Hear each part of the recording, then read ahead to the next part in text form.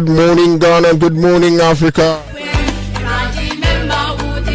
Welcome to Ultimate 106.9. It's another wonderful Thursday. A Thursday made by God. Song of the background is from Gertrude. That's Getty and Friends.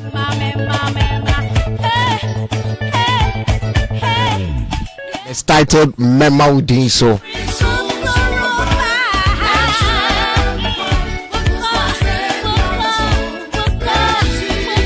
A very big thank you. We started the day from Accra, from Star FM. We're now ready to turn the rest of the team from Accra. From now till 10, right here at the studios of Ultimate 106.9. We are transmitting live from Kumasi, Denyame, precisely at the Kufuor Street.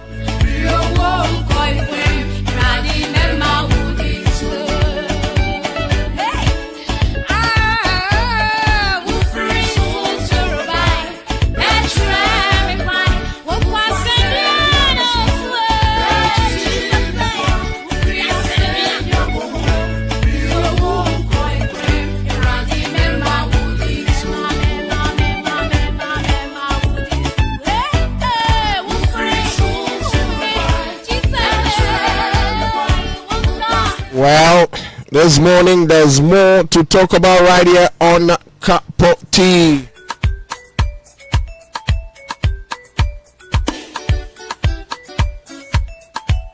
His Excellency the President of the Republic, John Dramani Mahama,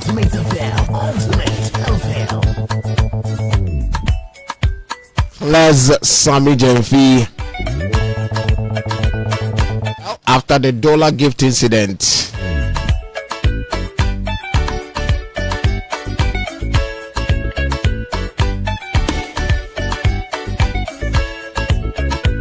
we'll be delving into that this morning.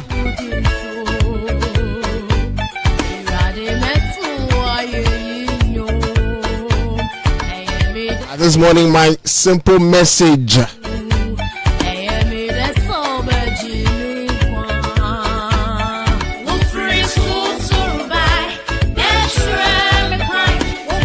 Is simple, and what I'm saying is I repeat, don't destroy your future with what you are doing today.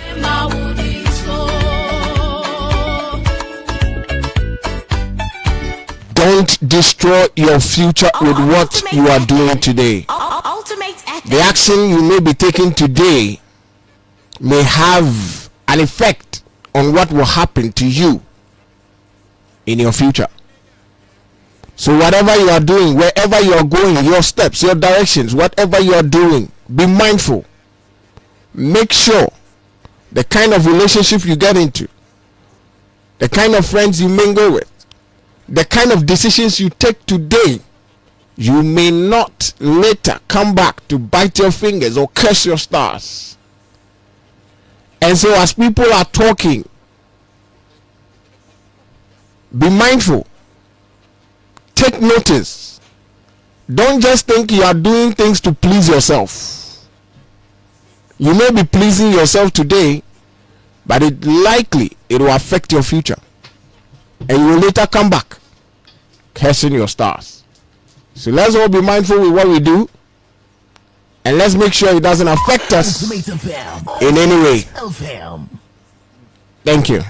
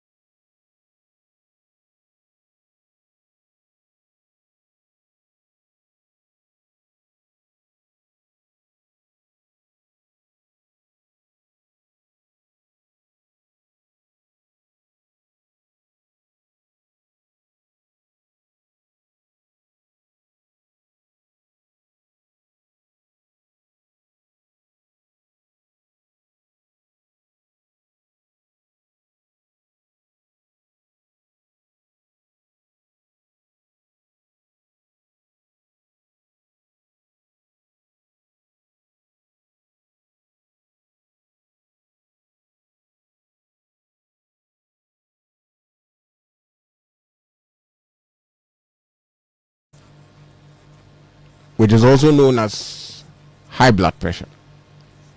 I am sure it is something that we really don't pay attention to. But this morning, a very big thank you to the Sport Stroke Fast Foundation for proudly supporting the segment on Ultimate 106.9 this morning. And it's important we delve into this discussion. In Ghana, about a third of the population have high blood pressure. Yes, this is very alarming. Sadly, a huge number of these people who have high blood pressure do not know they have it. Is it not heartbreaking? People are with a condition, but they do not know they have it. It is indeed a silent killer and a leading cause of heart disease, stroke, and other complications. Now, whether young, whether old, you're likely to suffer from this. But what exactly is hypertension? Why is it called a silent killer? And what can we do to prevent or manage the situation? Well, joining me this morning to delve into the discussion, to unravel the secrets and everything about it, is Dr. Godwin Menu Amponsah. Yes, he's a senior resident fellow in training cardiology internal medicine at the Confanochi Teaching Hospital. In fact, this is a concern that you and I must pay attention to.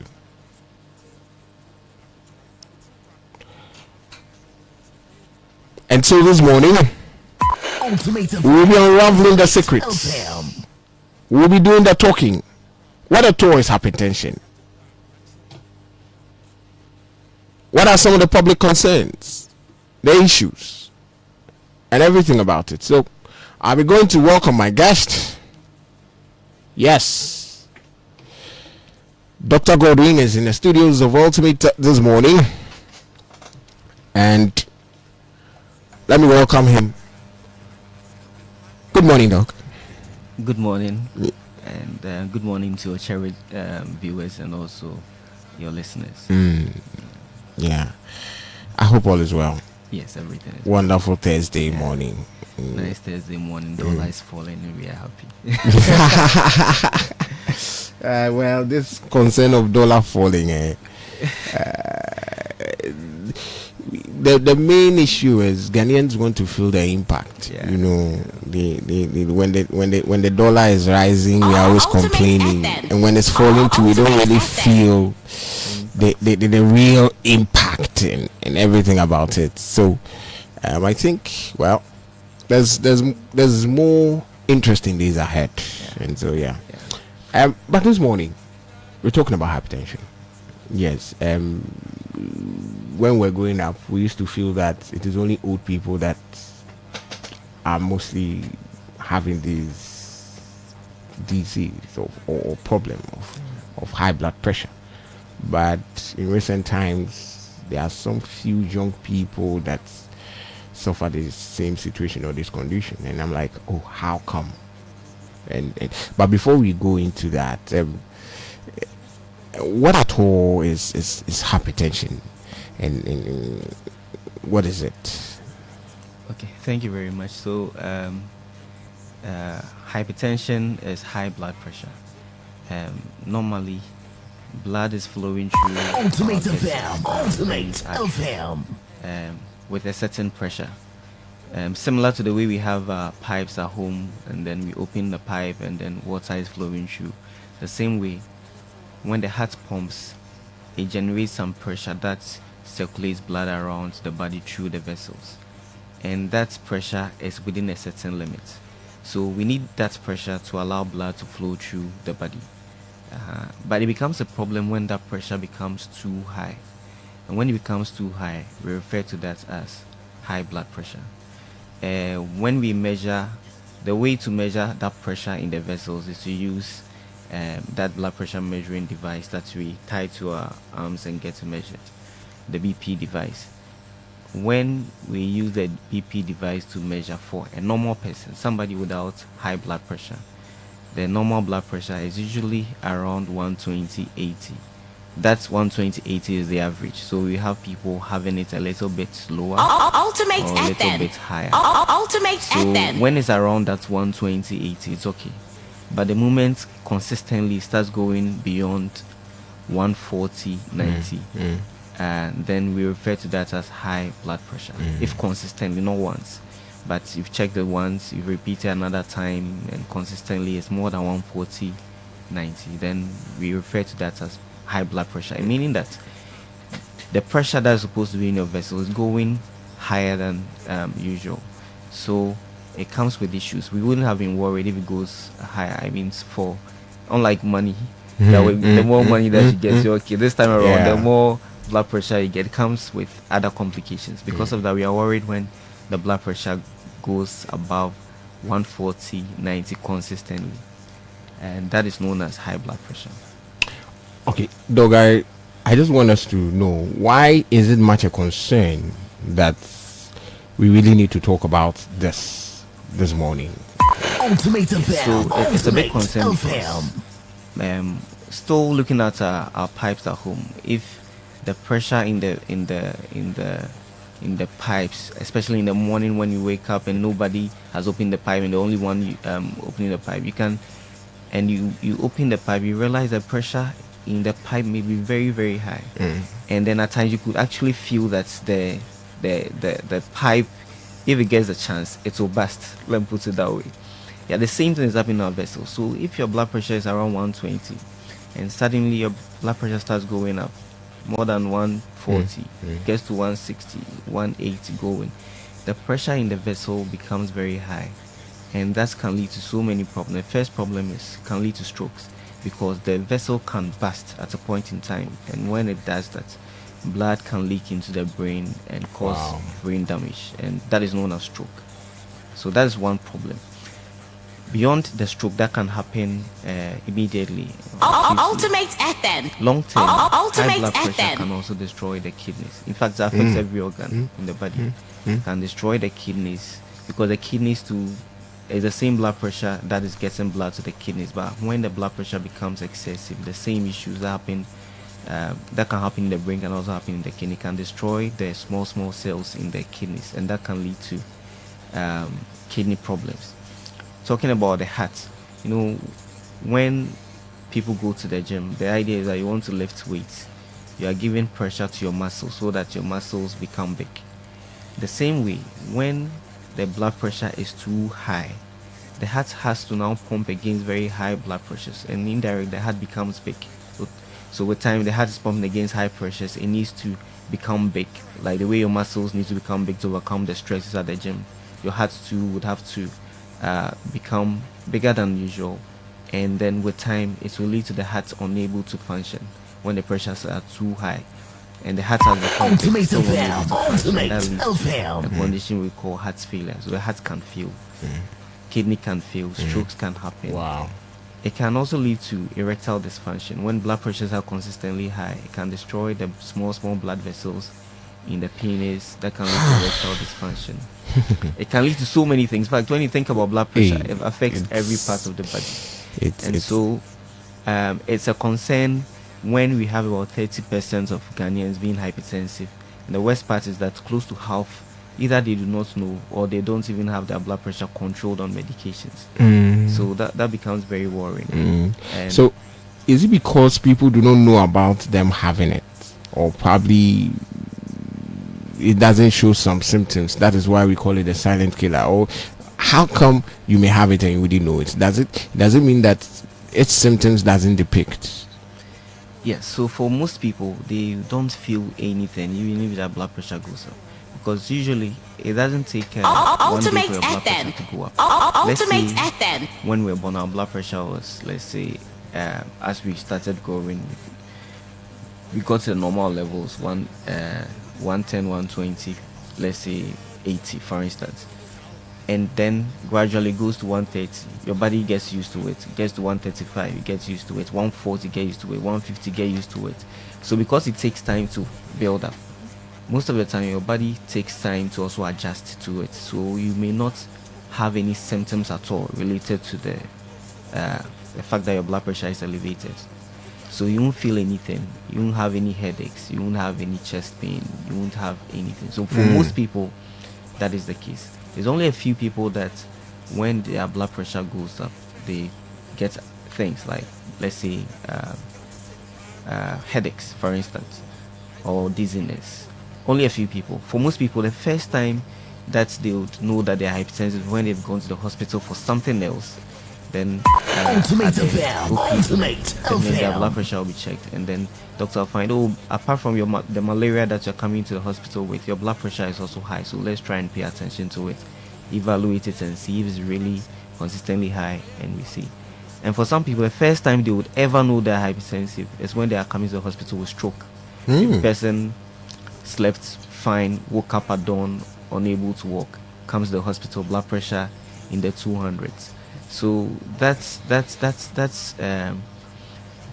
this is very scary. yeah, that is I mean, quite scary. So that's the reason why emphasis on managing hypertension has been on education and screening, because if you don't check your blood pressure, there's no way of telling that I'm fine, so I don't think I have hypertension. There's no way of telling. If you're lucky and you may have some headaches, dizziness, a few non-specific things that would make you feel like, let me go to the hospital to check. That's fine. But for most people, they won't feel anything until the damage is caused.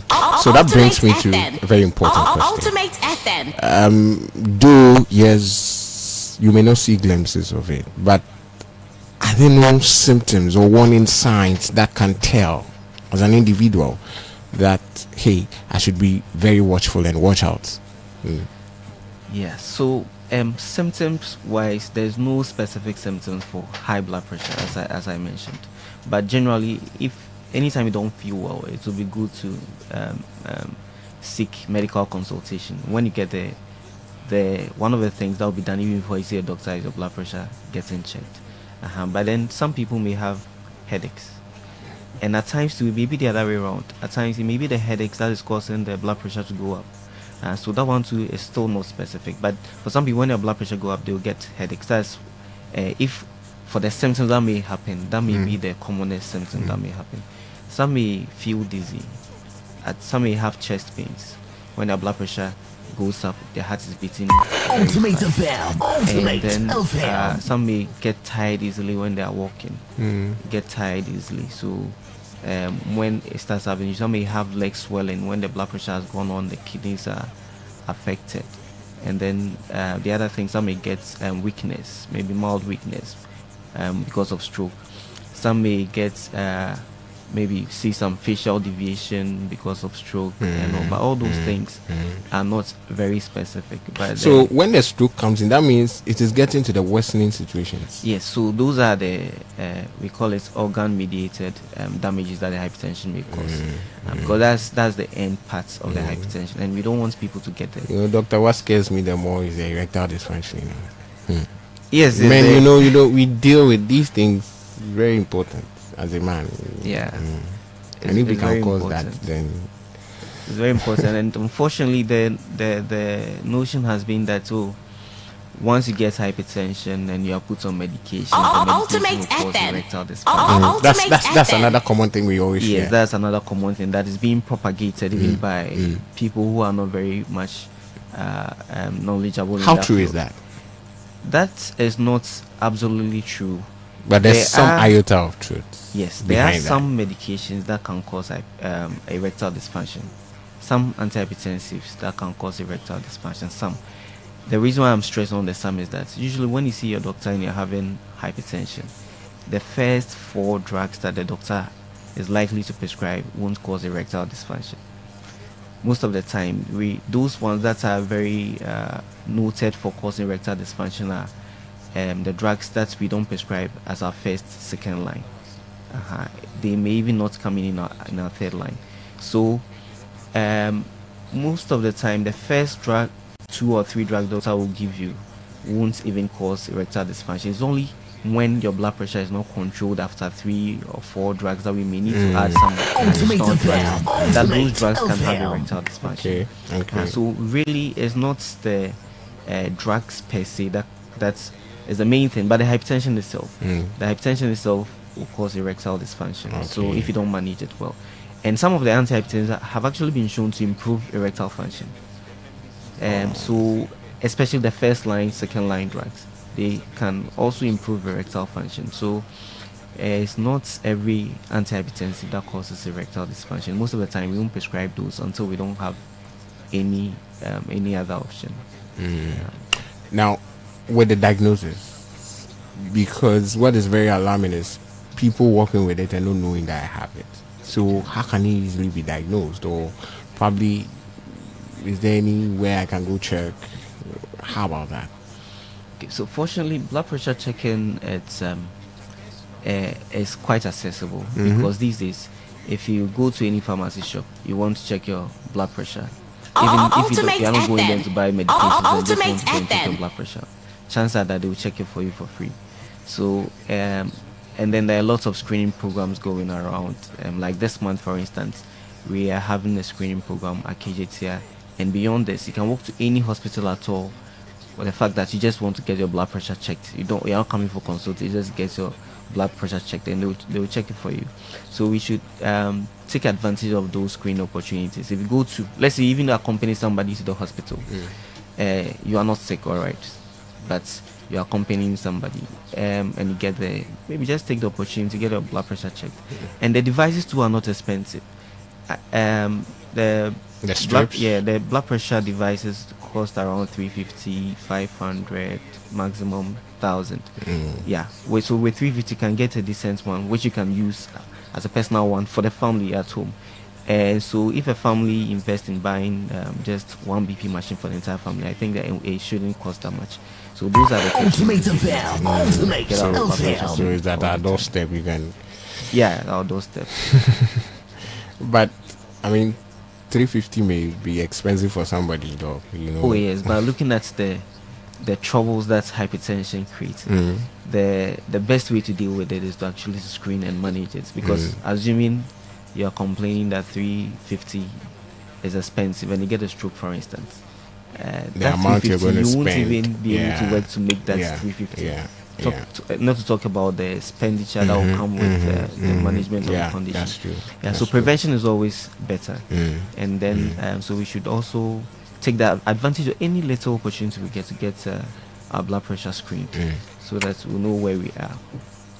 Though you spoke about the fact that, let's say I'm very fine, I can go with somebody, go do the check. Can there be a possibility where somebody is very fine but may still have this blood pressure condition and don't know? Like, I say, he's fine, he's not sick, he's doing everything, going about everything that he does every day, still strong. Can we have people like that? Yes, most of the time that's the case. Most of people with hypertension do not have any issues. They are fine, they go about their usual duties. So the only way to know is to check, because if you don't check, you won't know where your blood pressure is. As I said, it takes time for the blood pressure to get to that very high levels. So your body gradually adapts to the case. So it goes to 130, you feel fine, 140, you feel fine, 150, you feel fine. And you may not have any issues until the complications of the hypertension starts coming. So even if you feel normal, once you're an adult, it will be good to check your blood pressure. If you check it once, it's fine. You can decide to maybe check it every 6 months to 1 year time. I was going to come to that. I mean, the intervals, should it be quarterly, monthly? Yeah, so the interval Ultimate FM. is targeted towards the individual. in the sense that if you check your blood pressure and it's borderline, let's say you check today is 138 90, or let's say 140 90, it's borderline. There's not somebody you have to wait for a year or 6 months to check again. It will be good to repeat it in a week's time and be sure. And then if you check you are in the 130s, every 4 to 6 months you get it checked so that you know where you are. But if you check and let's say your blood pressure is 120 80 for today, chances are that it won't increase in the next 1 year. So in that case, you can do your yearly checks. That is if it's very normal. But if it's getting close to borderline or real hypertension, in that case you have to be checking it more frequently. And then if you check it once today and it's high, let's say you check it and it's 150 90, the cutoff is 140 90 for instance. Since it's just your first time, you've checked it and it appears high, it will be good to repeat it at another time when you are less calm.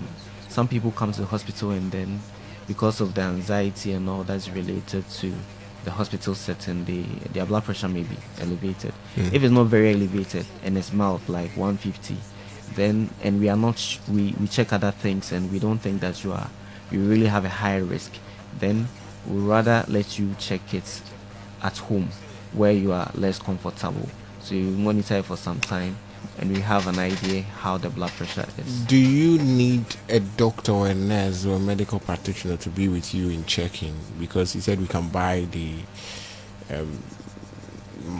machine used in checking and then personally use it at home.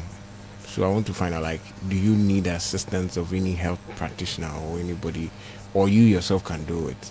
And even if you are doing it, to understand 140 60, 140 80, I mean, give us as a layman. Yeah, probably maybe I have it. Ultimate FM. Ultimate So FM. the standard blood pressure machine that we use is the mercury type. That one you need a health professional to actually manually check it for you. That's a manual type. Yeah, but then these days there are modern ones, the automatic ones. Those ones, they are designed in such a way that you'll be able to check it yourself at home, except that you just have to follow standard procedures to check. So wherever you buy the machine from, you can ask them to teach you how to place the cuff and what to do when you are checking the blood pressure. For instance, usually for when you buy the cuff, we need to know your arm circumference and then look at the appropriate cuff for you, because if you don't get appropriate cuff, it may give a wrong reading. So we would have to measure your arm circumference, and usually when you open the cuff, the device, the cuff, I mean what you wrap around your arms, there's a range that is written on it for your arm, so you can see if your arm is within that range, then you can use that cuff. That one will be appropriate for you. And when you are checking, you need to sit down comfortably for about 5 minutes minimum, get yourself relaxed, and you check it. So you wrap it around your arms. It will be your arm should be at the same level as your heart. Then you place it, then you check. You just press on it, the machine will check automatically. So when it finishes, you see 2 readings. You see 3 readings. So the first 2 are for the blood pressure. The first one, we call it the systolic blood pressure. Second one is diastolic blood pressure. And most devices will give a 3rd reading, that is your pulse. Your pulse is how fast your heart is beating.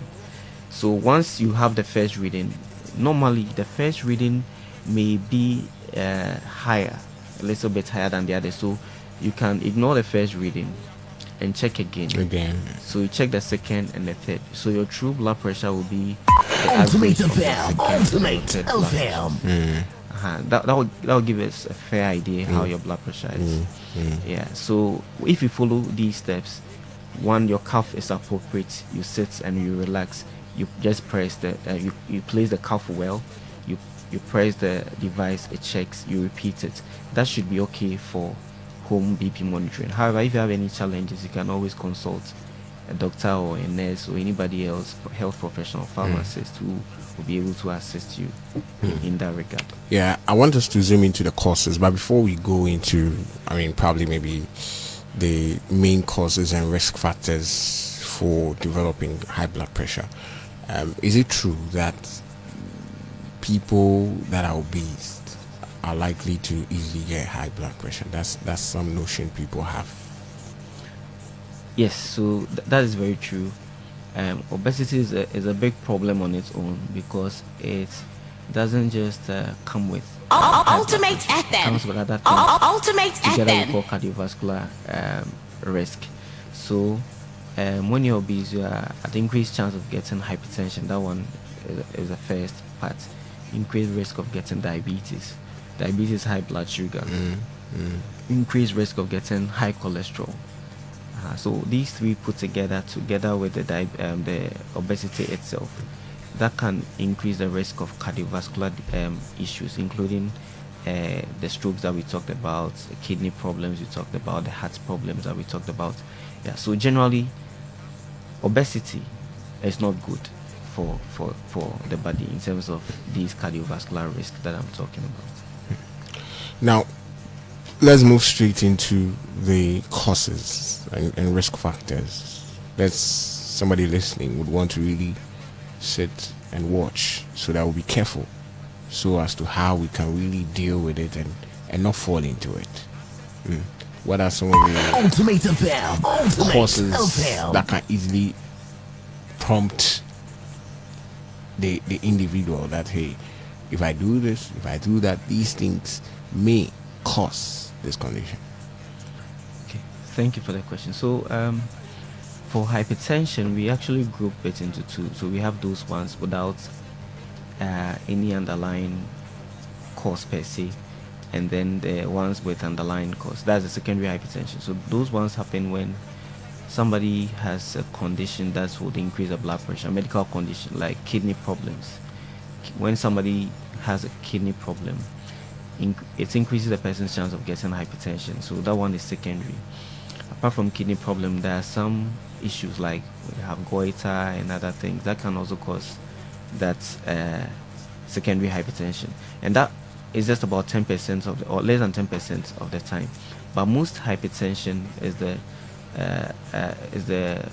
primary type, Ultimate or also FM. known as essential hypertension. Ultimate For that one, FM. there's no really underlying cause, but then there are risk factors. So the risk factors generally include things that can be under our control. We call them the modifiable risk factors, and those ones that are not under our control.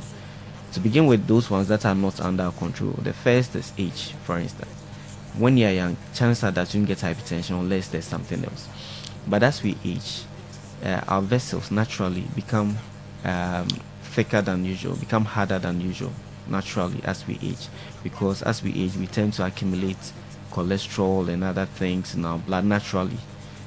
As to how fast that happens depends on your lifestyle, but whether you are having a healthy life or unhealthy life, as you are aging, there's an increased risk of getting hypertension. Usually after 35 years, blood pressure starts going up, and that is known as essential hypertension naturally. So once you Ultimate are FM. Ultimate so anybody who is FM. aging, and we are all going to age anyway, and that age, and I don't mean 90 years, I mean aging naturally. Anywhere from your 30s, from 35, your risk is going up, so you have to be checking. So that's the first risk factor. That means that everybody is at risk. Once age is a risk factor, we're all at risk. Then the other thing is gender. Gender, men tend to have higher risk of getting hypertension than women, and that is not the scary part. The scary part is our attitude towards hypertension detection. Health-seeking behavior of men is quite different from that of women. Women, when they're diagnosed with hypertension, would like to come for regular follow-ups and take their medications, compared to men. Men tend to, I don't think this is true. This one I'm not feeling it and I'm fine. It's not a problem. Yeah. So that puts men also at a higher risk of one getting hypertension, also getting Ultimate complications FM. of that hypertension. Ultimate FM. Another issue is genetic factors. If your parents are hypertensive, you are at increased risk of getting hypertension. So if you know that your mother is hypertensive, father is hypertensive, don't assume that I'm special, so I'm not going to get hypertension. You should have it at the back of your mind that you're at an increased risk. So you have to be screening so that you are aware whether you have it or not. And when you screen and it's normal, another time, depending on your blood initial blood level, you have to be checking regularly. So that's another risk factor. So these three things that I've mentioned, they are not really under our control. So you don't choose when you age, and also what it means is that the only way to know is to get screened all the time. But beyond these, there are other things that are under our control, like our lifestyle. Our lifestyle plays a very crucial role in terms of developing hypertension. Even if you are at risk, your parents are hypertensive, as to when you are going to get a hypertension depends on your lifestyle. Some people are very much aware that my parents are hypertensive, so I want to live a lifestyle that would decrease my risk of getting hypertension. For most of the time, it works. So lifestyle is important. Lifestyle, I mean, one, diet. So we are what we eat. Diet is very crucial. For example, when it comes to salt. So in our blood, the blood pressure we are talking about, it has to do with the things that are in the blood. The amount of water in the blood, the amount of salts that are in the blood. Those are things that generate blood pressure. So when you take in too much salt, it means that you'll be having a lot of salt in your blood and a lot of water, because salt absorbs water in the blood, and that would increase the pressure that the blood is exerting on the vessels, and that one is the number one risk factor. So high salt intake increases our chance of getting hypertension. The salts necessarily won't have to do with adding a lot of salt, but if you are taking food that naturally are salty, like some fish naturally salty, beef naturally salty, those ones, when you take them, increase the risk of getting hypertension. Some people would want to add additional salt to their diets. Wife has prepared food, things that goes to the chop bar. No, I need additional salt. All those things do not enjoyment and taste. Yeah. So salt is when it comes to our diet, is one big problem. Then beyond salt, the meat that we take to red meat is a risk factor for getting hypertension compared to fish. Fish is better, but when you take more red meat, beef, those ones, they pork, so that increases your risk. So it would be good to so we that take fried yam and pork at night, we should be careful. Yes, so fried yam and pork is more, it should be more like a delicacy. It's not something that once in a blue moon. It's not something that it should be like a usual diet for you. Those ones, that's where they should be, and that's how we should regard them. Ultimate affair. Beyond diet, physical activity. So physical activity is also very important. It's recommended that every day we exercise for 30 minutes. 30 minutes of exercise. If you are doing very high intensity exercise like running, those ones you can do like 15 minutes. Dog, I really want us to spend a little bit matter. The activity, as in exercising. If I should walk a distance, okay, let's say from Bekwai Roundabout, okay, to Santasi every day, can that be termed as an exercise? Probably maybe the routine you do all the time. Yes, so it can be termed as exercise, but the amount of exercise that is expected of everybody depends on the person's age and how much the person can tolerate. For instance, if you have an elderly person, the person's exercise may be just walking from the bedroom to the hall, and that may be enough for the person. But at every point in time, you should try to do, if you're a young person without any issues, it's expected that you are able to do like the walking that you're talking about, 30 minutes of that every day. And if you have to jog, you can do 15 minutes of jogging every day. Skipping, you can do 10 minutes of skipping. All those things, when you do and it should be supposed to be consistent, because if you do one, let's say you go and play football on Sundays alone, that is not exercise. Every Sunday your body becomes exposed to stresses and it tries to overcome it, and another Sunday comes, so it's not regarded as it should be minimum 5 days in a week consistently. So it shouldn't be just the normal Sunday special we go to do like once a week. It shouldn't be. It should be consistent. So if you play ball on Sunday, ball is one form of exercise. The other days you can do other things at home. You can skip at home, you can jog, the other things, so that you bridge the gap, because you need minimum of 5 days of exercise in a week. You spoke about Ultimate lifestyle. FM. Ultimate Young guys that FM. are coming up. Alcoholism is one thing very common among us. Does it also have a link with hypertension? Yes, so the issue of alcohol, a little bit controversial. So generally for alcohol, small amounts of alcohol may be okay. So Hey, that small amount. This morning, so That small amount is measured. So it's The- not like deciding in between what is meant small is the problem, because I'm sure somebody listening, okay, taking 2 bottles of probably maybe something, maybe small. The other person may think, okay, 4 bottles for me is small. So yeah. So generally what we say is that for women, we give we allow up to 14 units. For 14 units, let me use if you permit me, oh, a drink like Smirnoff. Ul- Smirnoff is Ultimate about FM. 3 Ultimate 4 units FM. of alcohol. so 14. So 14 means I have to divide that 14 by that 4. That would be like about 3 bottles the whole week. That's what is expected. The whole week, not a day. No, the whole week. And you shouldn't take them together. And they shouldn't be binged, like you sit and take that. Oh, I'm allowed 3 bottles of Smirnoff in a week, so let me take all 3. No, the maximum, that's actually the maximum that you can take, and it should be not at a time. That's spread over the entire week. That means that really alcohol it's better not to take it in the first place, because previously there were lots of there were some evidence pointing to the fact that when you take alcohol there might be some benefits, but when the entire evidence is analyzed in its entirety, then that benefit that alcohol gives actually may not be there. For instance, if you take alcohol beyond the health related matters that that may occur at that point, other risk like getting accidents, all those Ultimate things FM. are there. That will Ultimate also increase your FM. risk. So if you are going to take alcohol today because you read somewhere that it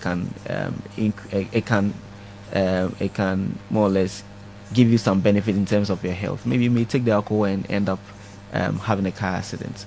So really alcohol doesn't provide a lot of benefit. If you have to take it, it should be minimal, as I mentioned, 14 units for women and 21 units for men maximum in a week, and it should be spaced out well, so that you don't do like binge, you take everything all together.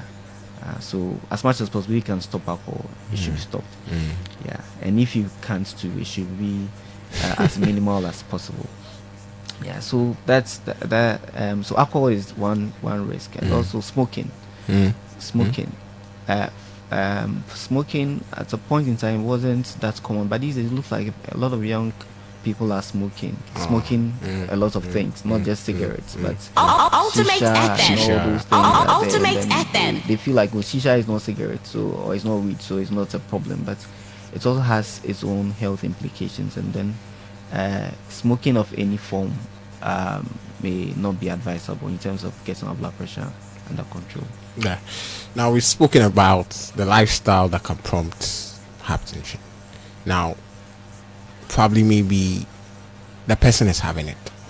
Okay. Probably somebody listening this morning is having hypertension and probably would want to deal with it.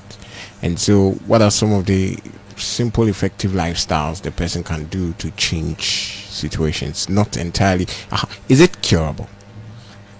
For curable, no. Hypertension is not curable, but it can be managed.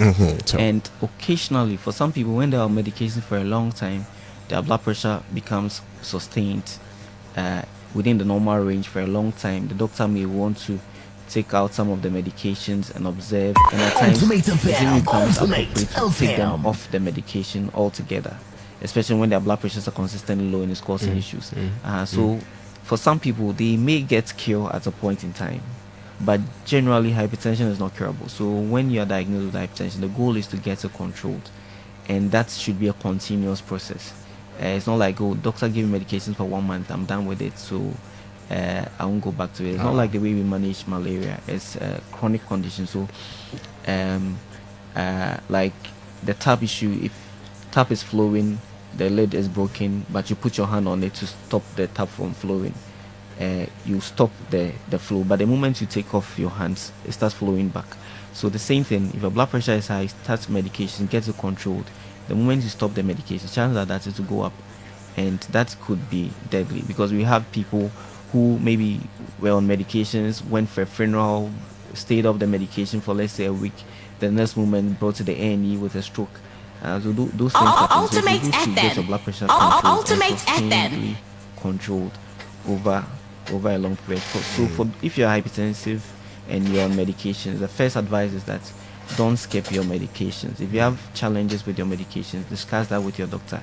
There are lots of antihypertensives that the doctor can swap whatever you have with a different one to reduce the symptoms, that the side effects that you may probably be having with those drugs. And also, if you're having a lot of drugs, somebody said, "Oh, I'm on 4 drugs," so because of that, it becomes very. These days there are combination drugs. That's when you discuss with your doctor, there are drugs that contain like 3 in 1. So you can just take 1 tablet for 3 drugs instead. So all those things are options that your doctor may want to consider, so that taking the drug becomes less difficult, and then you can. And then for the lifestyle, you need to cut down on salt, as we mentioned. Cut down on salt. You need to exercise. Stop Ultimate FM. Ultimate and you FM. also need to the oil that you take. You have to pay attention to it. It's good to take oil that would have a lot of unsaturated fats compared to those with saturated fats. So in this regard, you can take olive oil, sunflower oil, soya bean oil. Those tend to be better than, let's say, coconut oil in terms of general cardiovascular health. And then you need to also manage your stresses. Sleep is one thing that we take for granted these days. We are not sleeping. I say we because we are all at risk. So we wake up very early wake and up sleep very early, late. lots of stressful events. Dollar is coming down. Businessmen are worried and all those Dog, the things. So- stress is not easy. The pressure. so that's one thing that we need to manage. So it's recommended that you sleep for 6 to 8 hours in a day. As much as Ultimate possible, to FM. plan and get that, Ultimate amount of FM. sleep. So, would you advise when we are going under stress, we can do something to really calm us down? Because look, the stress, even at home, children at home, husbands and wives at home, and everything coming back and work, and the pressure alone, you have to meet targets, and how do we deal with that one? So it appears we have deliberate efforts to manage so many things, but we don't really sit down and then decide that we want to manage first of all, identify our stresses and decide to manage them. So that's one thing, that at every point in time as we go on, we should think through our lives and see the stresses and see how best we can manage our stresses. It can just start with maybe reorganizing your life, your schedule, just by reorganization. That may take a lot Ultimate of FM. stress. Ultimate For FM. example, if there's somebody who is stressed at work because of things you are supposed to do and you don't do, and all those, you can just think through it and find the best way to manage that aspect of your life. And then at home, the stresses from children and all, you can actually think through and make some of them fun, instead of you shouting and all of that. Some of them find ways that you can convert those charged atmospheres into something humorous, so that you can take away that stress. And when you have Some of the children, they really can worry. it can be very worrying, but I think it has to do with self-awareness. Anytime you realize that you are stressed, just remind yourself that you are stressed, but that's not who you want to be, and then take steps. However, if after all these things, doing lifestyle changing things, there are people you can speak to, so you can speak to therapists that can help you managing Ultimate the stress FM. and Ultimate anxiety FM. management and all those things. If you need help, you can seek the help of a therapist or a psychiatrist.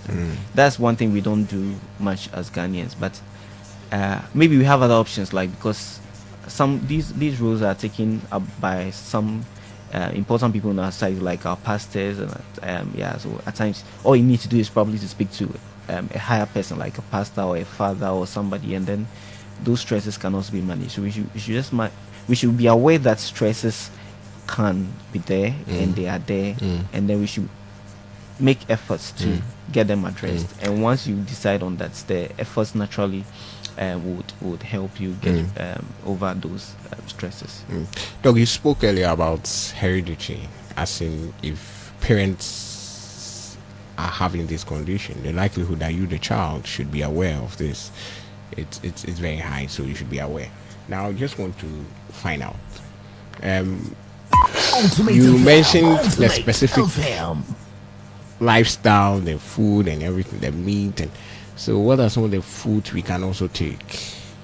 Probably maybe I witnessed my parents were having this, so okay, I'm avoiding alcohol. What should I take in place of it? I'm avoiding meat. What should I take in place of it? I'm avoiding salt. What should I take in place of it? I'm avoiding sugar. So what kind of foods can you advise we take? Because no matter what we eat, we have to eat. Yes, we have to eat. So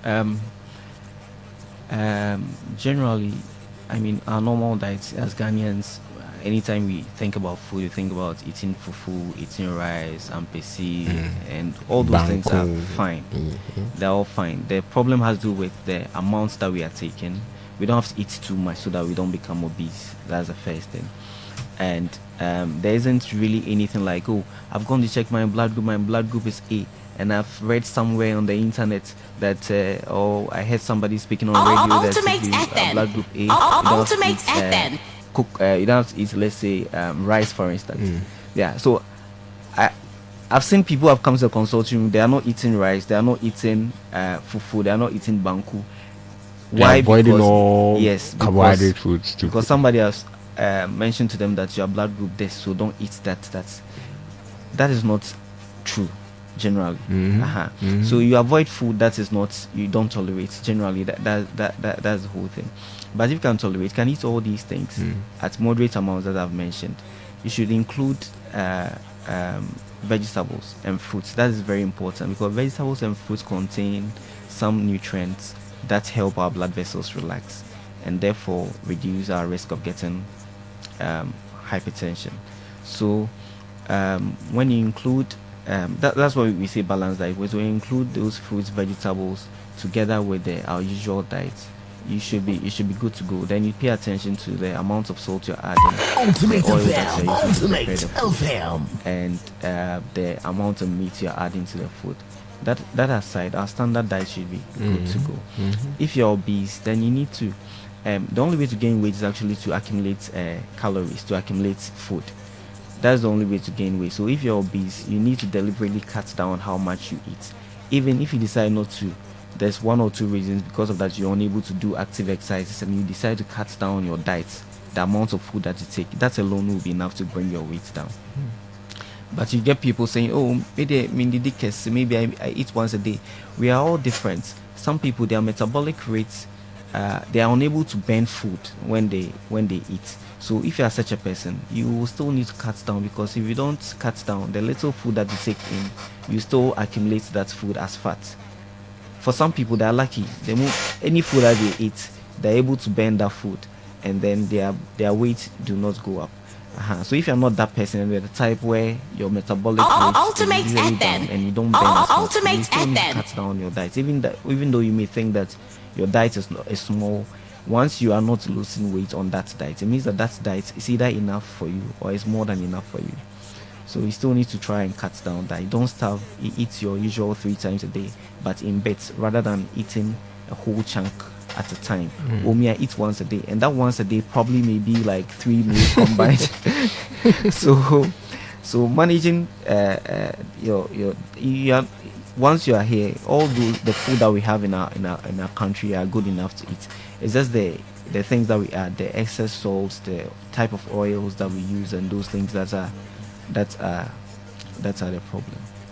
Well, if you're listening this morning on Ultimate 106.9, I'm with Dr. Godwin Menu Amponsah from the Kofanochi Teaching Hospital. We're talking and discussing everything about hypertension. If you're just tuning in, then stick and stay. There's still more to talk about. But listen, it's all about Iron Bolt 32 Enterprise. And what do? We sell all kinds of tiles, floor tiles and wall tiles, both polished or rough. Yes, that your new house, the church, that edifice, you need quality tiles, and all the best place to go is Iron Bolt 32 Enterprise. That's where we sell and give you the best. Here in Kumasi, we are located at Kochi off the Obuasi Road opposite the Goil Filling Station.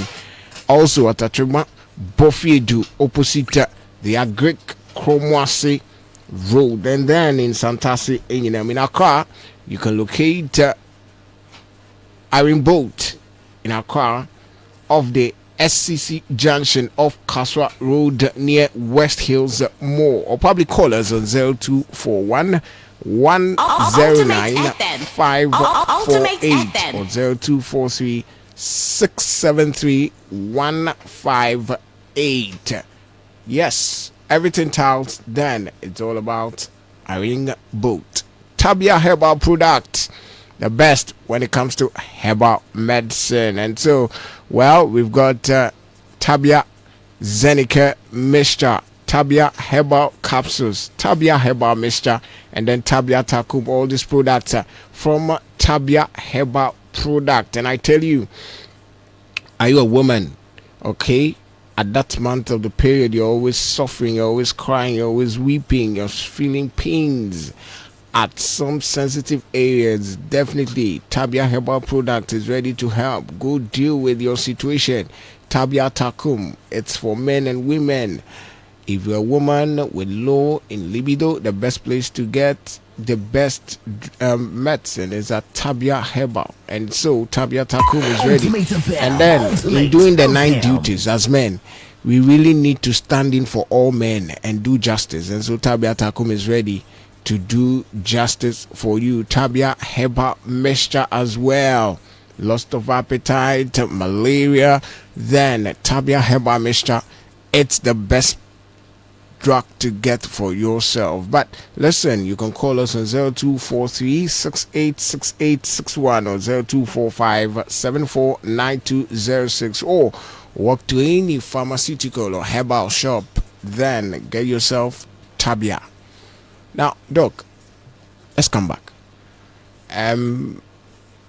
We just have some few minutes to end the whole program, but I want to find out. There are people, I personally know somebody went to the hospital, was diagnosed, and then came back home and said he was never, he wasn't going to take his drugs or the kind of medication given because his pastor have said that there's nothing God cannot do.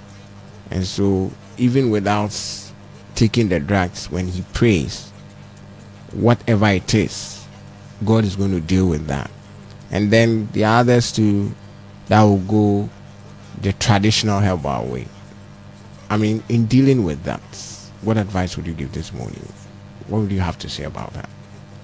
Okay, thank you very much. I think we as Christians should ask ourselves, what would if Jesus was here and then you are diagnosed with hypertension and then a doctor writes a prescription for you. If Jesus is here with us, whether he's going to tell you not to take the prescription or not, to me, I don't think that's the case. I think that the Bible tells us somewhere that wickedness and then stupidity can kill a man.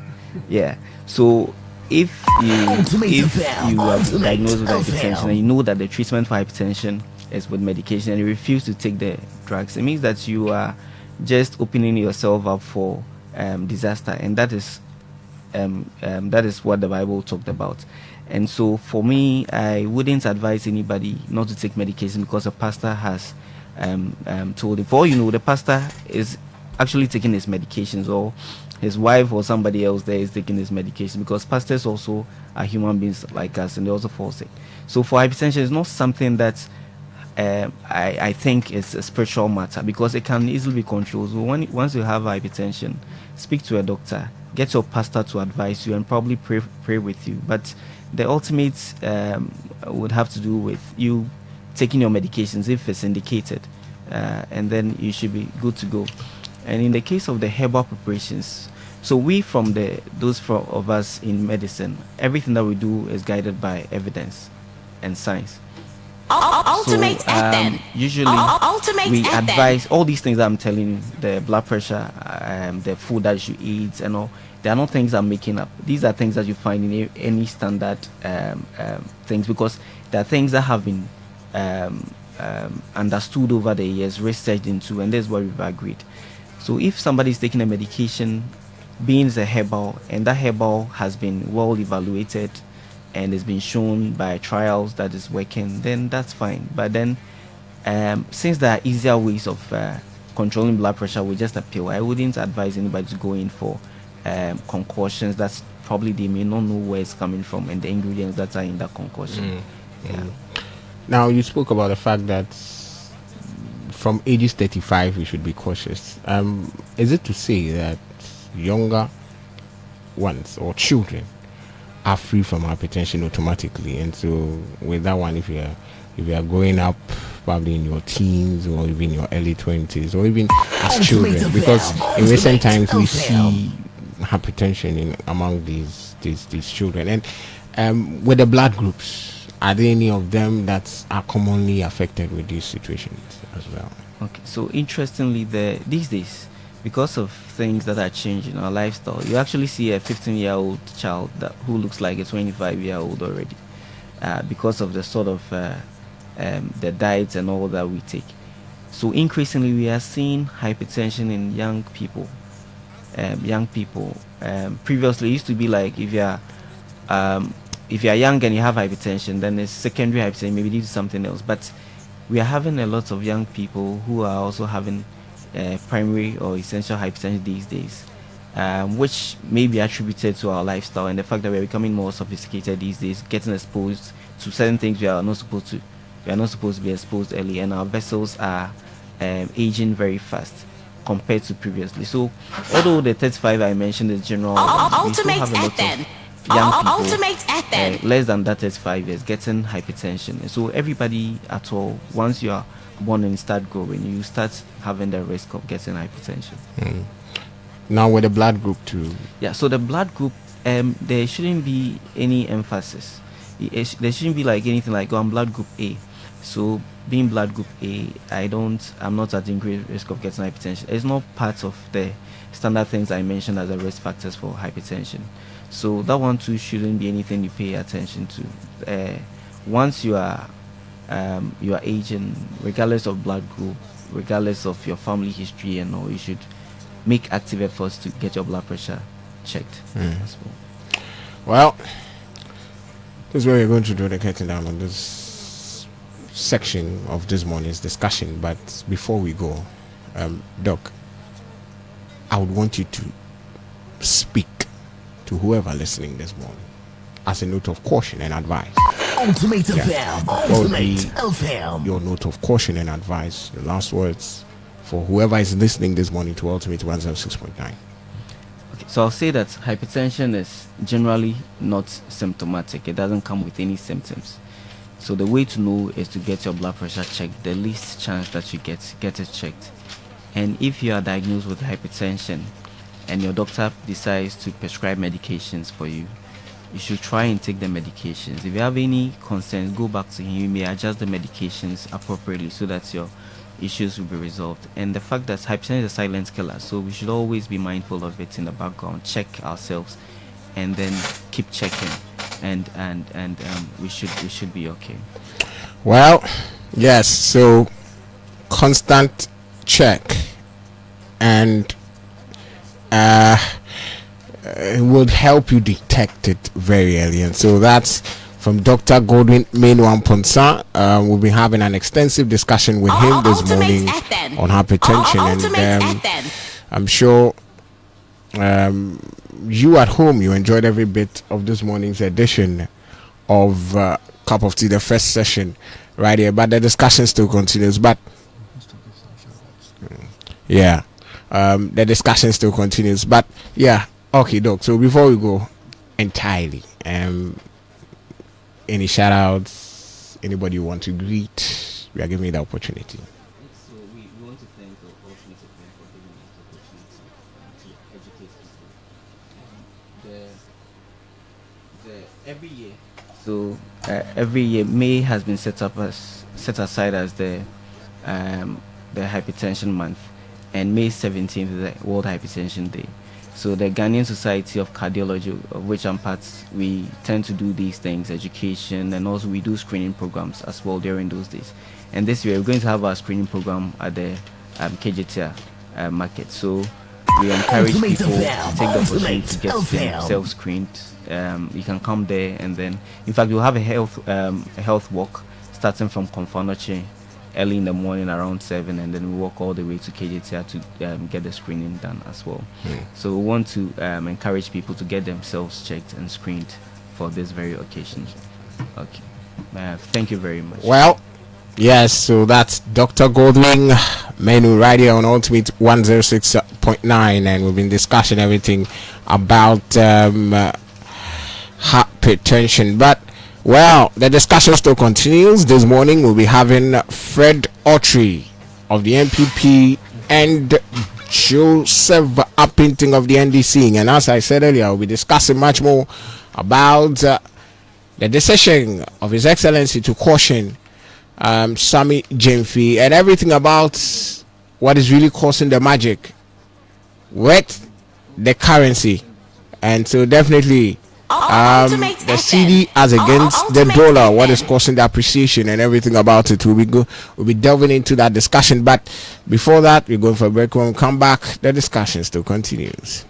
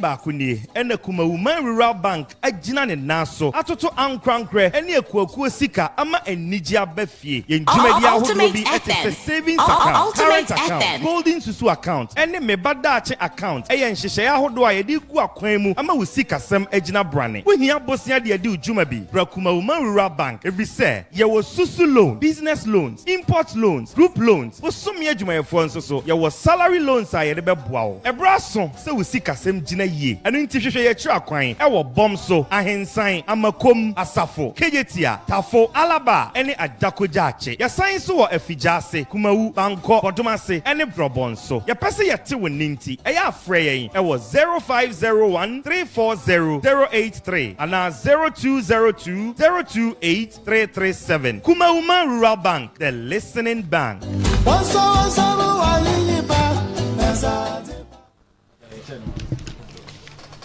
Welcome back right here on Ultimate 106.9. And it's all about the Hugh Confanochi project. Ultimate FM. Look, Ultimate FM. Confanochi needs us. And so our contribution this morning, whoever is listening, let's all help contribute and give Confanochi that face uplift. And so all you need to do, contribute your quota. It can be in hundreds, it can be in thousands, it can be in dollars, it can be in euros, wherever. Come as a family, come as a group. All you need to do, walk to any Fidelity Bank branch and make your contribution, or probably dial *776*1955# or 05441 95525, and that's all. Help in putting Confanochi back to its old state. Kumauma Rural Bank is your bank of choice. Get a loan in less than 24 hours. Yes, in less than 24 hours. That's what I'm telling you. All you need to do, if you're a government salaried worker, walk to any Kumauma Bank branch with your 3 months pay slip and get your money. Get yourself sorted out. Are you a businessman? Do you need money to clear your goods at the port? Kumauma Rural Bank is ready to sort you out and help you. Let's all join hands. Kumauma Rural Bank. Are you businesswomen, businessmen? Come in groups. Come. Let's do business together. We're ready to sit you down, talk to you. All you need to do is just come or call us on 0501 669 243 or visit Kumauma, our main branch or head office is at Kumeru. That's where we're located, or probably at Banco Alaba and all branches near you across the region. Kumauma Rural Bank is always the bank of choice. The Serial Nano 3 EV. Ultimate FM. Ultimate It's FM. all about the Serial Nano 3 EV. Let's get ourselves technological. And so here in Ghana, it's marketed by Anointed Engineering Services. Yes, Anointed Engineering Services. And here in Kumasi, we've got an automotive showroom in Kumasi. Yes, at the TAT yard of the Arc Mayanka Road, or probably in Accra at the Kwame Nkrumah Avenue, close to Farisco traffic light opposite Glyco.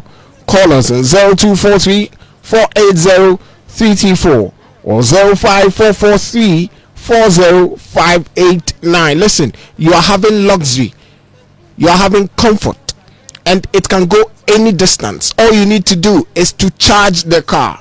Just charge it like you are charging your phone. The Serial Nano 3 EV. It's always your choice when it comes to technology. I'll be going to welcome my guest, but before that, let's take a listen.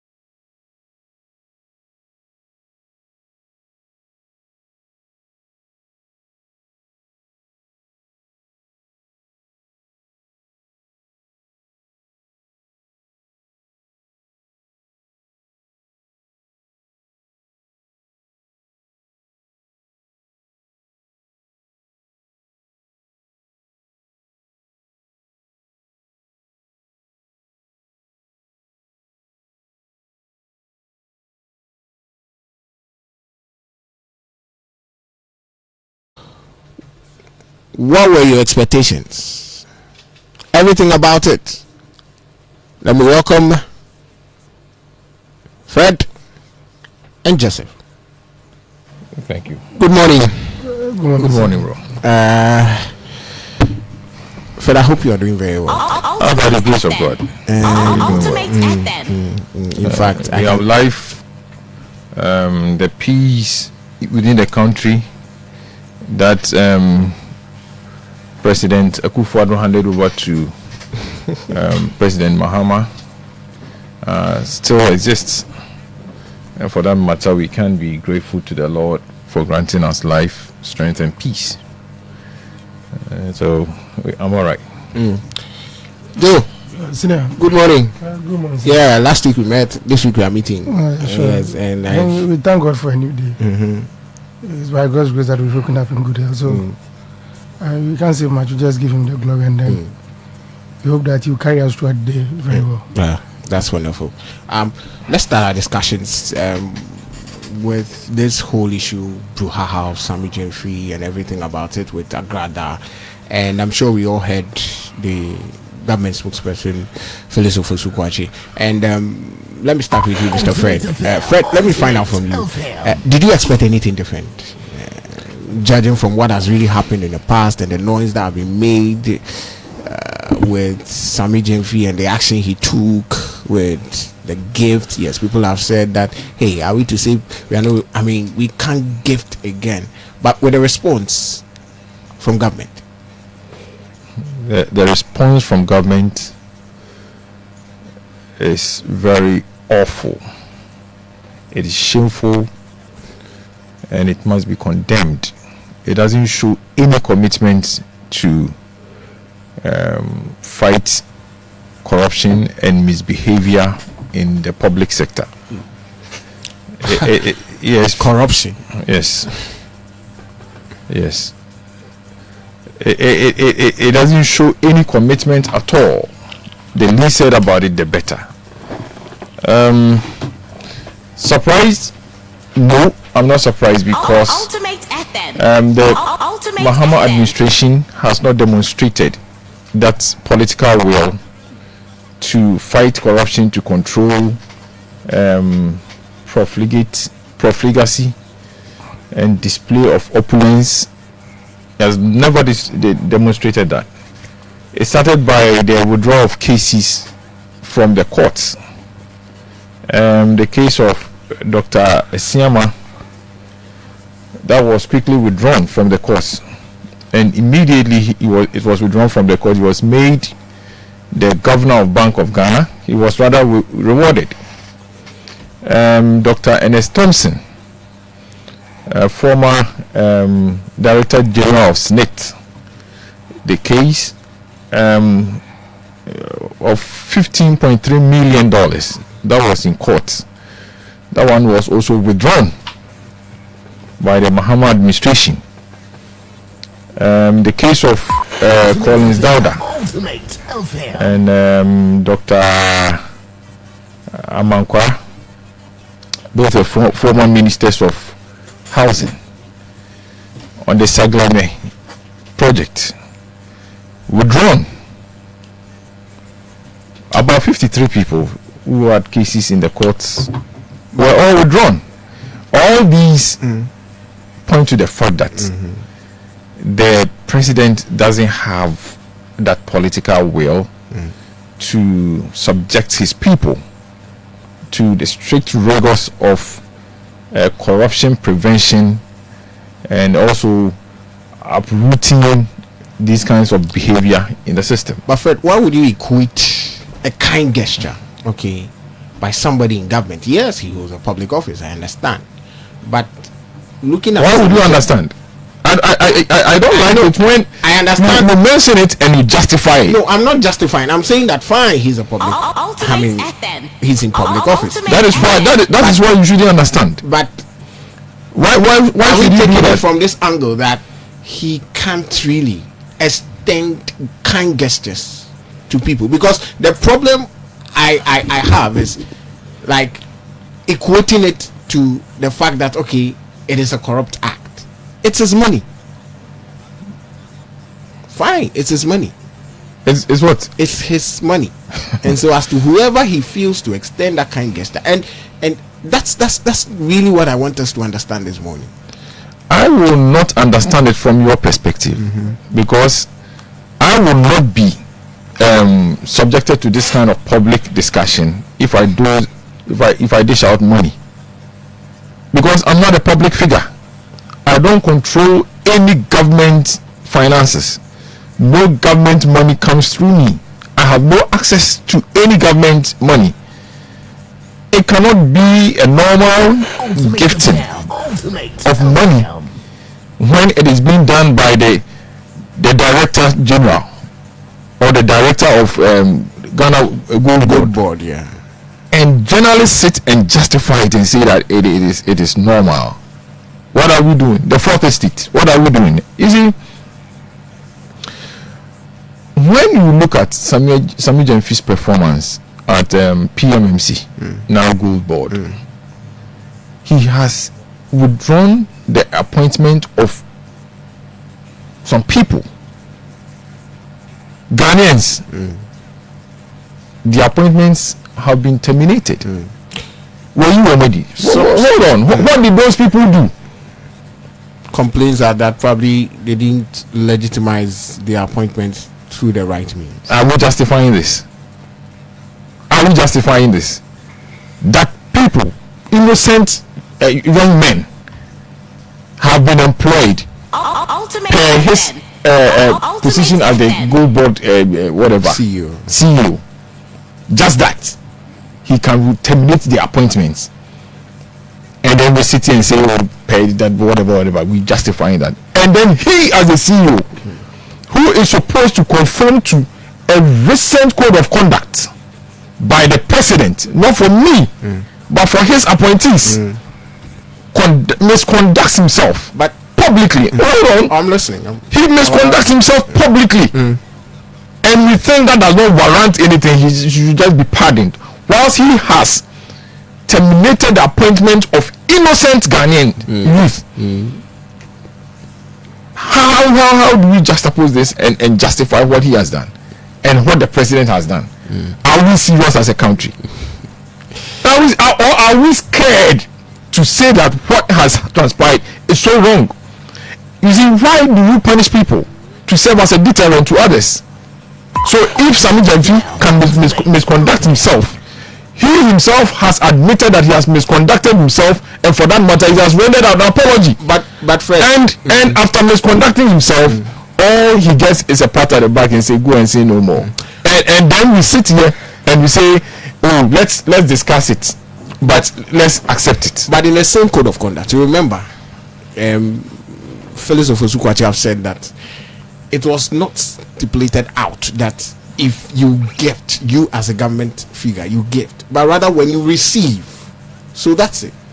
You see, this pension or this trajectory that we must accept his gifting as a normal gift, a normal act. I don't want to sit here and be party to it. I don't want to sit here and be party to it. When did Sammy Gyamfi become so rich that he can be riding in a brand new Range Rover and be gifting thousands of dollars? He's a lawyer. I'm saying, when did he become so rich? Whether a lawyer, a doctor, a herbalist, a traditional man, whatever. When did he become so rich? Are all lawyers in Ghana that rich? Is that what you are saying? And also, I want to ask one question. Have you been contracted to justify what he's doing? No. So why are you? No, but I just don't want us to paint a picture that probably what he did is wrong. Let me tell you, I'm not the one to paint the picture. He gave out that picture. He, Sammy Gyamfi, gave us that picture for us to talk about, and it is not for me to paint it nice. It was a nasty picture. It was a misconduct. He has accepted that it's a misconduct. That is why he has apologized. Something that someone has done and has apologized. Why should we sit here and try to justify it? Why should it be our responsibility to justify something that he, Sammy Gyamfi, has apologized for? Why? Now, the apology may come as a result of the fact that probably maybe he feels the premise in which he did what he did, and then again, you know very well that yes, the concerns raised by Ghanaians feel that the man in question at that particular moment shouldn't have done that at that particular moment at that premise. So And he has done it. For that reason, I feel that okay, yes, his conscience tells him that okay, fine. Then Ghanaians feel it was wrong. Then I have to apologize. But not for the action he did. Ghanaians are now asking, where did he get that money from? If Ghanaians are saying what he did at that time was wrong, Ghanaians are also asking, where did he get that kind of money from? What is the quantum that was in his custody that he could take a bundle out of it? Ultimate FM. And according to the woman who received it, he said she got $10,000. That's $800. The woman has. I've also heard it. I've also heard the woman saying it is 10,000. Her first reaction was she has taken $10,000 out of it. Why do we want to take a second version after the apple? After the apple, and we saw him counting it. What notes was he holding that can come to $800? So Fred, are you saying that somebody that can own a house at airport residential area cannot have $800 to give out? You are saying $800. I'm not accepting the $800. And even if it is $800, do people owning houses in airport residential housing area? Is that what they've been going about, gifting people $800 because they've been stopped? It is a wrong act. Please let us not sit here and justify it. Why must we justify it at all costs? It is shameful. It is a misbehavior, it's a misconduct. It's marks of irresponsible behavior of a public appointee. We shouldn't, and I'm saying that I'm not surprised that he has been let go by the Mahama administration, because since they came to power, cases that are in court have been withdrawn. 15.3 million, this, that, all have been withdrawn. He has been cautioned. What do you mean by caution? What is caution? What did the code of conduct say? People do wrong. You see, let us not justify it. You're not going to get that from me. We all saw how Sammy Gyamfi lambasted people who did not even misconduct themselves as he did. If this is how NDC appointees are going to behave, then they should be ready. And I'm deeply surprised that journalists in Ghana today are trying to justify what Sammy Gyamfi has done. Why, when Sammy Gyamfi was not occupying that position, was he justifying this kind of behavior? Was Sammy Gyamfi justifying this kind of behavior when he was not in this position? Go and bring Sammy Gyamfi to this same seat. Take him back. Would he have justified this coming from you? Let us condemn it. It is shameful. It is disgraceful. It brings the nation's reputation down. We should not at any point justify what Sammy Gyamfi has done. Some people are jubilating because they feel it is NDC and he has been let go. Let me tell you, it is a signal that Mahama doesn't have that political will. He doesn't have the spine. He is not truthful to whatever he has said and whatever he has written down as code of conduct for his appointees. And it is not by any way signaling to the Ghanaian people that President Mahama is willing to fight corruption. Well, Joe, Senior. yes, you tagged His Excellency former President as a clearing agent, and with this instance,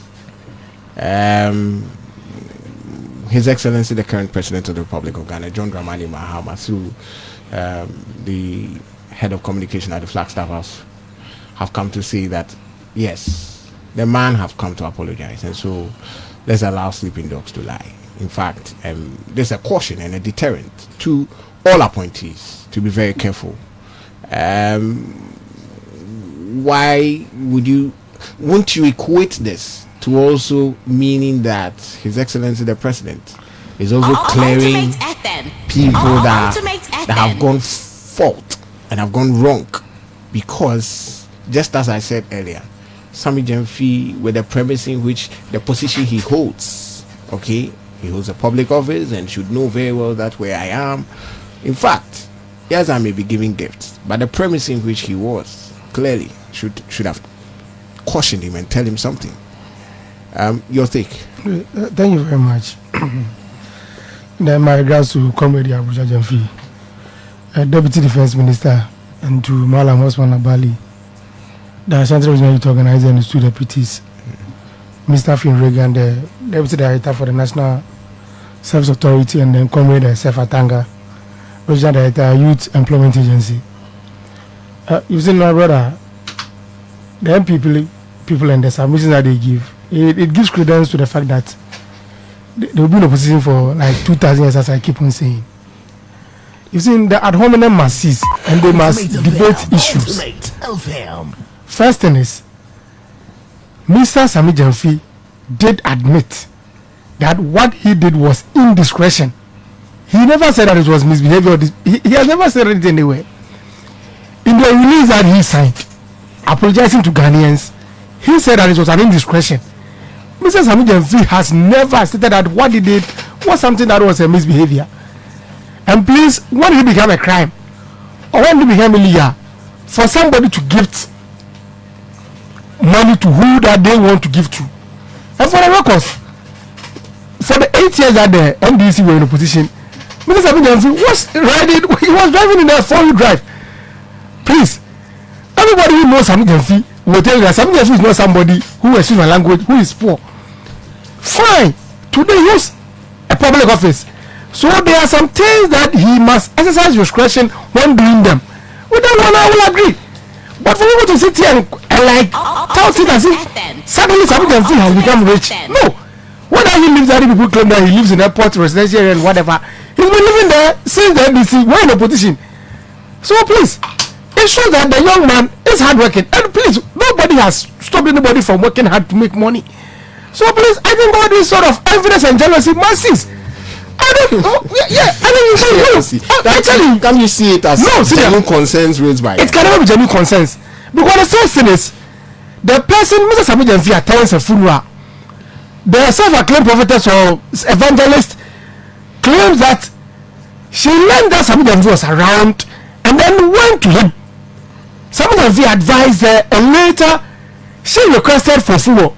So one thing, Mr. Gyamfi entered his car. It's his private arena, it's private space to count money. Nobody can question the reason why Sammy Gyamfi was counting dollars. With all due respect, he works. And before the NDC came to power, we all knew the living side of Sammy Gyamfi. He was running in a 4-wheel drive.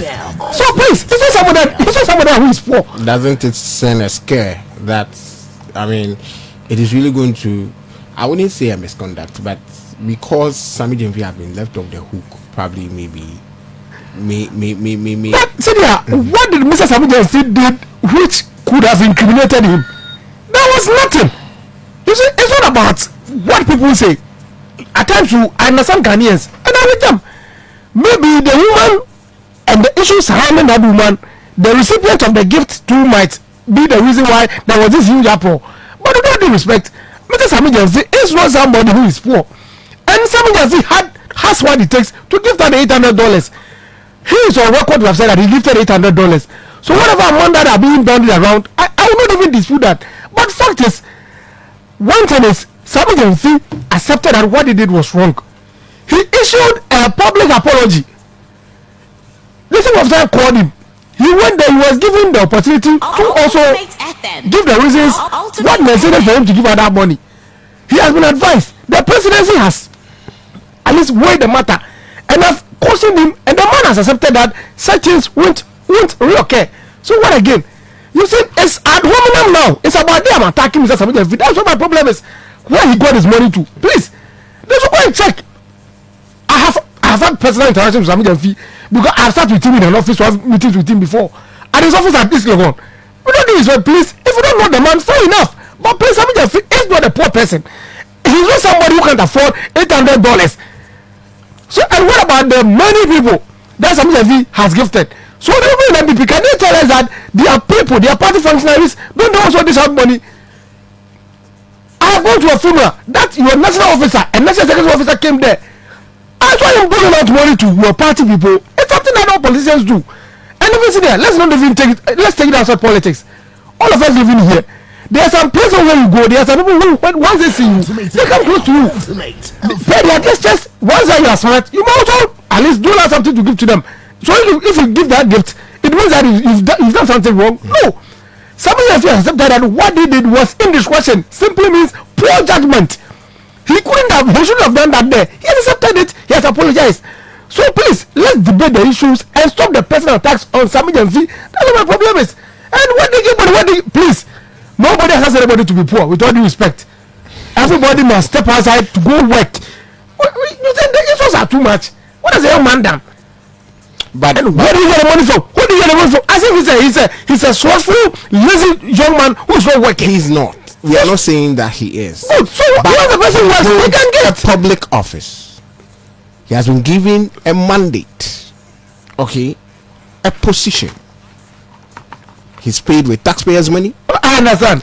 So but you should know very well that the concerns of Ghanaians are legitimate. To think that we do appreciate the concerns of Ghanaians, and even but the NPP are driving it. The currency, dollar. The concerns of Ghanaians, we do appreciate it. But the time that the MPP people are going and the personal attacks on Sami Jamfi is why we are coming. The MPP are Ghanaians. No. The MPP are so please, when lots of dollars were used as a bed for a lady to sleep on it, we don't bother to tell the woman when we hear that words of American dollars have been used as bed for a lady to sleep on them. What do they tell us? Now, Joe, you know very well that these accusations leveled against the MPP cost Ghanaians that anger in them to vote them. For sure, but so definitely nobody has established that Minister Sami Jamfi has entangled himself in any corruption. It's first. Has he been accused of any financial embezzlement, financial malfeasance, or financial misappropriation of where he is? No, it has not been established. The man is a private person outside his duties as a CEO of the gold board.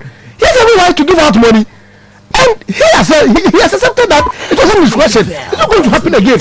But my problem is, if you say that where did Sami Jamfi get the money from, and when did he become rich? That one is personal attacks. No, there are legitimate questions Ghanaians are asking. That's why I'm saying that if you. But where did he get the money from? because just as I said earlier, the position where he is, okay, the gold board. Look, let's all be honest with ourselves. Yeah, sure. All right, if Sami Jamfi didn't hold any position in government and was just still a communications officer, I don't think there would have been any noise. Okay, but the fact that he's holding an office in government, all right, should tell that in fact Ghanaians must show concern and to tell that $800 converting $800 into Ghana cedis, that's a little over 10,000 Ghana cedis. That's quite huge. Because even the president have said that if the appointee should receive amounts beyond 20,000, they should declare that. You see, that was part of the code of conduct. We do appreciate the concerns of Ghanaians, and I think Mr. Felix Ofosu-Kwakye belabored that point. That as a government official as Mr. Sami Jamfi is today as a government official, wherever that he goes and the decision that he does, he must take into consideration huge discretion. But one thing is, what has the young man done wrong?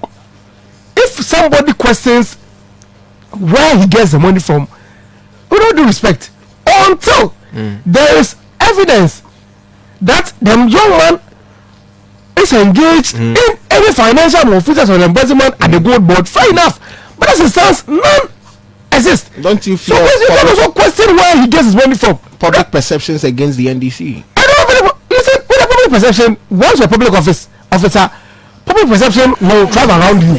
Because it's tax money that you are managing. That one is accepted. But please, don't veer onto the tangent of personal attacks. Like where the John Wayne get his money from, and then he's riding a Range Rover. We don't respect. So some of you should have bought a vehicle to drive in. I mean, you should have been using. I mean, what is this? The lowered argument. That's what my problem is. The argument must not be lowered. Okay. With all due respect, you should have lowered the argument. Mr. Abidjan fee is a for the gold board accepted. If the young man has misconnected himself financially, God punish it. Well, that was fair enough. Look, you can sit here and blame the young man. But the fact that somebody goes to a funeral, gives money to a lady, he comes back and apologizes. Listen, you can go and read the penultimate paragraph of Mr. Sami Jammeh's press release. He said that he will never, and it is not going to stop him from being that philanthropist as we know him to be. It's not going to scare him, but this time he will at least deploy discretion when giving out gifts and then helping others. There's nothing wrong with somebody having a kind heart to help someone. You know, and again, the personality Sammy Gyamfi, all right. I remember we've had instances where we had a former minister that have served in the previous government, Sure. and then we heard of dollars in her home. I think with dollar issues 7 as of- bed, yeah. with issues and I remember the noise that were made in this country.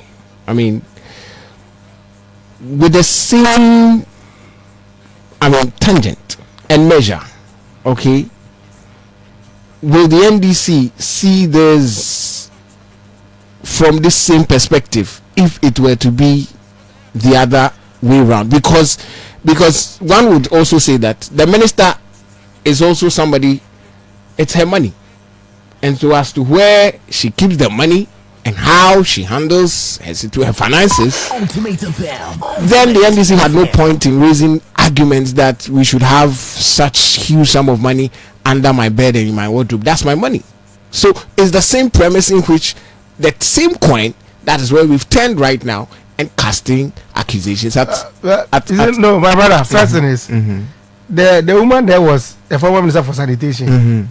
You've been giving millions of dollars to go dredge or donor. I'm coming. No, please. You can't throw accusations that it was money from please. dredging or donor. That is where that is how. That. I don't want you to say that. Please. Okay. Listen, as a minister for sanitation, you've been giving huge sums of American dollars to go dredge or donor. We go there physically. So the place is silted. It has not been dredged. I don't want you to have it at the back because just as you are saying, it's Sammy Jammeh's person. The man was drilled when he was called by chief of staff and was cautioned, and so that alone should send a very cautious deterrent warning to everybody, and that alone should really help Ghanaians to understand that this government means business.